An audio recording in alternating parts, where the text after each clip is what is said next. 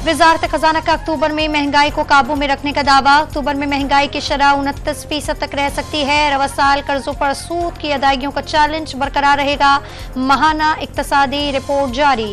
Chairman PTI के वफादार भी इलेक्शन में हिस्सा ले सकेंगे। निगरान वज़ीर आज़म ने इलेक्शन में सारी जमातों के लिए लेवल प्लेइंग फील्ड की यकीन दहानी करा दी।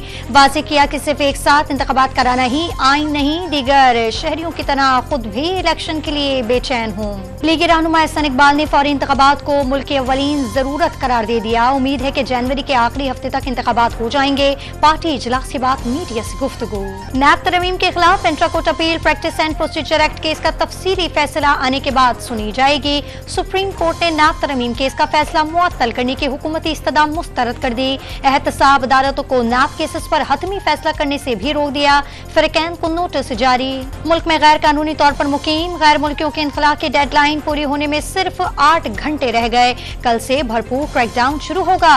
मुख्तलिफ मकामात पर जेर हिरासत अफराद को रुकने के लिए कैंप्स कायम। कैंपों में नादरा का रजिस्ट्रेशन डेस्क खुसूसी सॉफ्टवेयर के जरिए इन अफराद की रजिस्ट्रेशन करेगा।